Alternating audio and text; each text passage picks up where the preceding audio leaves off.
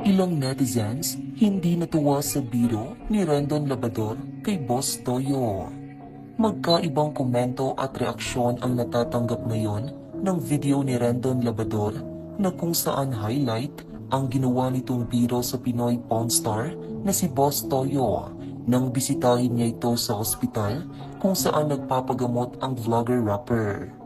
Ayon sa self-proclaimed motivational speaker, ay ilang araw na umanong nakakonfine si Boss Toyo sa hindi niya pinangalan ng hospital dahil sa karamdamang hindi rin ito idinetalye.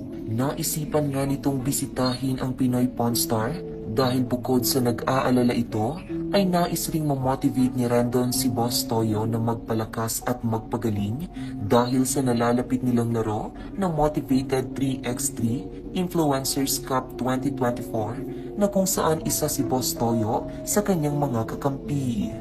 Mapapanood nga sa ibinahaging video ni Rendon ang personal niyang pagbisita kay Boss Toyo na kung saan may daladala pa itong pansit pampahaba umano ng buhay. Ngunit ang talaga namang ikinawindang ng maraming netizens ay ang isa pa nitong pakulo sa pagbisita sa Pinoy Pawn Star. Nagdala lang naman kasi ito ng bulaklak kay Boss Toyo, ngunit with a twist. Dahil imbes bulaklak pang buhay, ay ang bulaklak pang buro lang naman ang sinurpresa ng self-proclaimed motivational speaker para kay Boss Toyo. Hindi lamang isa, kundi dalawa pa.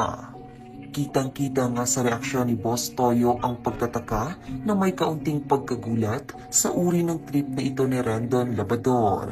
Hilinga ni Rendon na sanay sa pamamagitan umano ng kanyang dinalang mga bulaklak ay mamotivate si Boss Toyo na magpagaling na sa iniinda nitong karamdaman. Ngunit sagot sa kanya ni Boss Toyo, na ako, motivated. Hindi naman motivated yan eh. Ani naman ni Rendon, hindi yan pangpatay. Ayan o nakalagay, pagaling ka. Maraming netizens nga ang natuwa sa ginawang biro na ito ng self-proclaimed motivational speaker. Dapat sinamahan na ng korona at kabaong, pati na lapida, para kompleto na. Ikaw dapat ang dinadalhan na Rendon. Pag nasa kabaong ka na Rendon, dadalhan ka ng mga tao ng bulaklak dahil sa tuwa. Dapat sinamahan ng kabaong.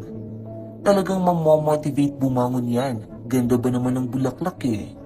At least, ma-appreciate pa niya ang mga bulaklak while buhay pang tao. Motivated flowers, mapapabilis pagaling ni Boss Toyo niyan. Sa kabilang banda, kung maraming natuwa sa ginawa ni Rendon Labrador, may ilan din namang hindi ito nagustuhan dahil masama manong gawing biro ang ganitong uri ng bagay. Panay batikos sa mali, pero ano yan, di magandang biro. Hay nako, huwag ganyan. Kita sa mukha ni Boss Toyo, hindi niya nagustuhan.